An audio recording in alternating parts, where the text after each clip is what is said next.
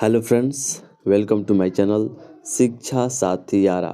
दोस्त, RRB ALP सीबी2 का exam जो 2 मई फर्स्ट शिफ्ट का था वो समाप्त हो चुका है। दोस्त, वीडियो छोड़ने में काफ़ी लेट हो जा रहा है क्योंकि हमें प्रश्न बहुत ही लेट मिले हैं दोस्त, और जो भी मिले हैं वो रियल और ऑथेंटिक है दोस्त। तो चलिए क्वेश्चन को जानते हैं। और एक और जरूरी बात दोस्त, अगर आप इस चैनल पर नए हैं तो चैनल को सब्सक्राइब करके वीडियो को लाइक कर दीजिए ताकि आने वाला नोटिफिकेशन सबसे पहले आप तक पहुंचे। दोस्त, क्वेश्चन पहला ये है, यदि किसी व्यक्ति का वजन पृथ्वी पर 60 किलोग्राम है तो उसका वजन चंद्रमा पर कितना होगा। तो देखिए दोस्त, पृथ्वी पर किसी व्यक्ति का वजन 60 केजी है तो चंद्रमा पर जाने पर उसका जो द्रव्यमान है वजन है वो 1/6 भाग हो जाता है। यानी जितना पृथ्वी पर उसका वजन है वही चंद्रमा पर जाएगा तो उसे 1/6 से मल्टीप्लाई कर दीजिएगा और कट्टे पर जितना आंसर आएगा वही उसका वजन हो जाएगा पृथ्वी पर। ठीक है, तो उसका वजन जो हो जाएगा 10 केजी हो जाएगा। देखिए दोस्तों, एक और बन सकता है प्रश्न कि अगर कोई व्यक्ति मान लीजिए कि उसका जो पृथ्वी पर वजन है 60 केजी है तो उसका चंद्रमा पर द्रव्यमान कितना होगा। तो देखिए दोस्तों, द्रव्यमान में जो अंतर है वो नहीं होता है। ठीक है, द्रव्यमान में कभी फर्क नहीं होता है, हमेशा बदलता है तो वजन। जगह बदलने से वस्तु के द्रव्यमान में कोई परिवर्तन नहीं होता है, परिवर्तन होता है तो वजन में। ठीक है, ये आप लोग ध्यान रखिएगा, यहाँ पर फोकस कीजिएगा। यदि किसी व्यक्ति का द्रव्यमान पृथ्वी की सतह पर 60 किलोग्राम है तो चंद्रमा के सतह पर उसी व्यक्ति का द्रव्यमान क्या होगा, ऐसा प्रश्न बन सकता है। ठीक है, चंद्रमा की सतह पर मनुष्य के पृथ्वी पर समान ही रहेगा। ठीक है, नेक्स्ट क्वेश्चन है, what is the sun unit of specific gravity. विशिष्ट गुरुत्वीय की इकाई क्या होती है। तो चलिए देखते हैं। देखिए, जो विशिष्ट गुरुत्वीय इकाई की इकाई है वो विमाहीन राशि है। ठीक है, थोड़ा फोकस करते हैं, यानी इसकी कोई मात्रा नहीं। जब कहने का मतलब है जब मात्रक नहीं होगा इसका तो इसका बीमा भी नहीं होगा। ठीक है, मात्रक नहीं हुआ तो बीमा भी नहीं होगा। तो गुरुत्वीय इकाई जो गुरुत्वीय की इकाई होती है वो विशिष्ट गुरुत्वीय की इकाई जो होती है वो नहीं होती है, मात्रा का यूनिट नहीं होता है। जब यूनिट नहीं होगा तब बीमाहीन होगा।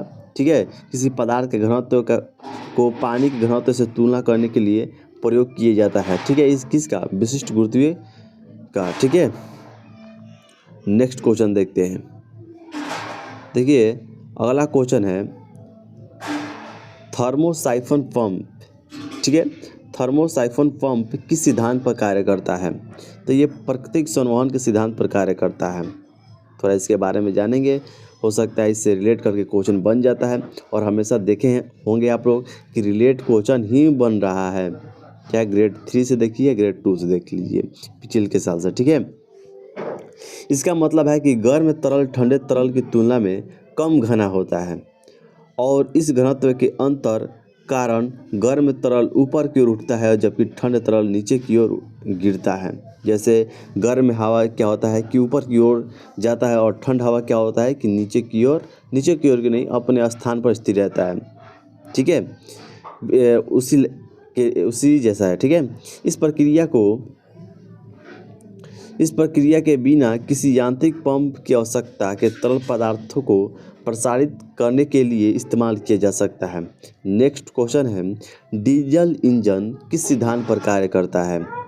तो देखिए, संपीड़न प्रज्वलन के सिद्धांत पर कार्य करता है, कंप्रेशन इग्निशन। ठीक है, इस सिद्धांत पर कार्य करता है। इसमें क्या होता है जानते हैं, इसमें हवा को उच्च दबाव पर संपीड़ित किया जाता है, यानी कंप्रेशन किया जाता है, जिससे उसका तापमान बढ़ जाता है। जिससे क्या होता है कि उसका तापमान बढ़ जाता है। ठीक है, इसमें क्या होता है कि उच्च हवा को संपीड़ित किया जाता है, जिससे क्या होता है तो इसका तापमान बढ़ जाता है। फिर ईंधन को इस गर्म हवा में इंजेक्ट किया जाता है जिससे स्वतः प्रज्वलित हो जाता है। ठीक है, ये मैंने सारे के सारे प्रश्न पढ़ाए हैं दोस्त।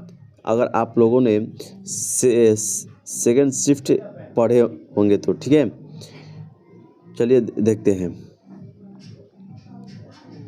नेक्स्ट क्वेश्चन है, पिस्टल किसकी बनी होती है। तो देखते हैं, पिस्टल का निर्माण कई प्रकार की सामग्रियों से किया जाता है, जिनमें मुख्य रूप से धातुएं शामिल होती हैं, जैसे कि स्टील, पीतल, एल्युमिनियम और अन्य मिश्र धातु हो सकती हैं। ठीक है। मॉसफेट, ठीक है, मॉसफेट, इससे क्वेश्चन बना जा रहा है और ये मैंने पढ़ाया भी था। ठीक है। मॉसफेट एक इलेक्ट्रॉनिक युक्ति है जिसका उपयोग सिग्नल को प्रवर्धित करने के लिए किया जाता है। मॉसफेट आप लोगों को देखा होगा, उसमें तीन सिग्नल होते हैं ऐसे करके। ठीक है, जो किट और कई सारे पदार्थों में लगाया जाता है। इसमें किस सिग्नल को प्रवर्धित करने के लिए या स्विच करने के लिए किया जाता है। ठीक है, इसका सेम ऐसा ही स्ट्रक्चर इसका होता है। यह एक वोल्टेज नियंत्रित डिवाइस है। क्या करता है? वोल्टेज को नियंत्रित करता है, जिसका अर्थ है कि गेट पर वोल्टेज का उपयोग करके स्रोत और ड्रेन टर्मिनल के बीच धारा प्रवाह के नियंत्रित करने के लिए इस्तेमाल किया जाता है। ठीक है, स्रोत और ड्रेन टर्मिनल के बीच धारा प्रवाह को नियंत्रित किया जा सकता है, ये भी मर्म रखना। देखिए, मॉसफेट में 4 टर्मिनल होते हैं, एस, जी, डी और बॉडी, यानी स्रोत, गेट, ड्रेन और बॉडी। हालांकि बॉडी टर्मिनल को आमतौर पर स्रोत टर्मिनल से जोड़ा जाता है, जिससे यह एक 3 टर्मिनल डिवाइस बन जाता है। ठीक है, वैसे ये 3 टर्मिनल डिवाइस रहता है।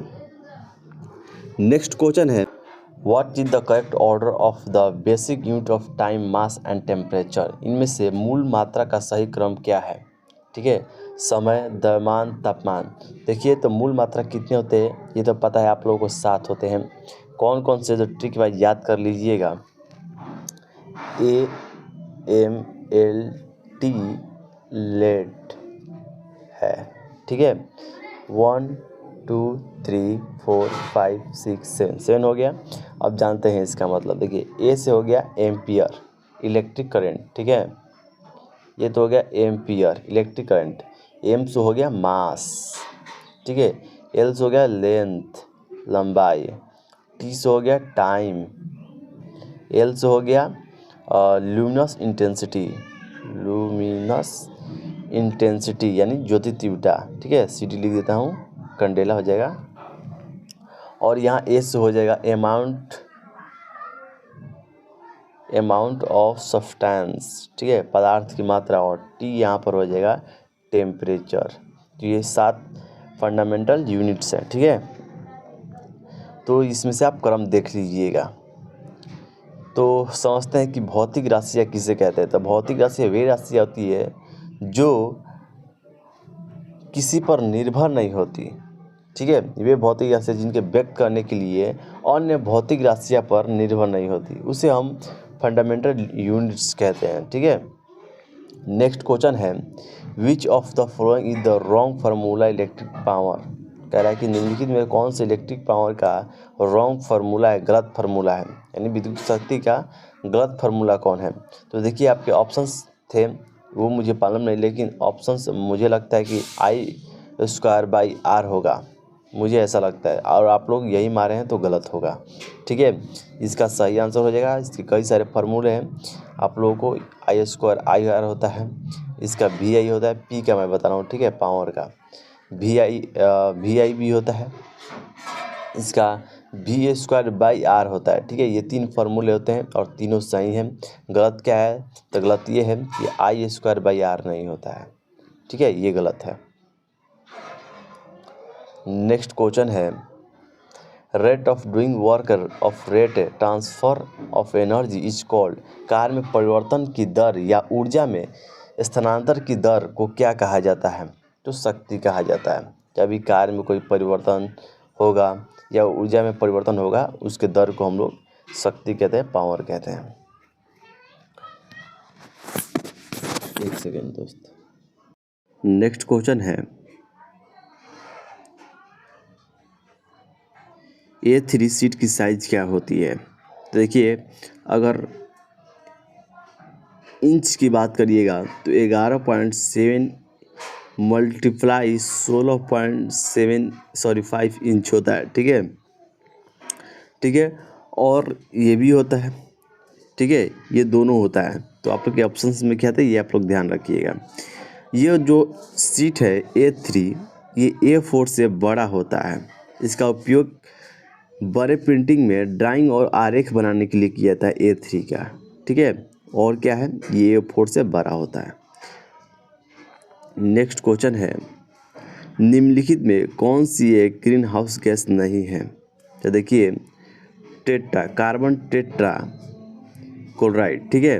कार्बन टेट्रा क्लोराइड जो है वो ग्रीन हाउस गैस नहीं है, ठीक है। कह रहे हैं ना कि निम्नलिखित में से ग्रीन हाउस गैस नहीं है, तो carbon tetra chloride green house प्रभाव गैस नहीं है। नेक्स्ट क्वेश्चन की ओर देते हैं ध्यान। 1964 में किस देश ने पर्यावरण के साथ मानव परस्पर क्रिया पर संयुक्त राष्ट्र सम्मेलन आयोजित करने का विचार प्रस्तावित किया था?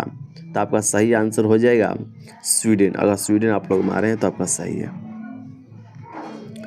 नेक्स्ट क्वेश्चन है, जलीय परितंत्र में जैव आवर्धन की घटना का सर्वोच्च अध्ययन के मामले में किया जाता है? तो DDT के मामले में किया जाता है, ठीक है।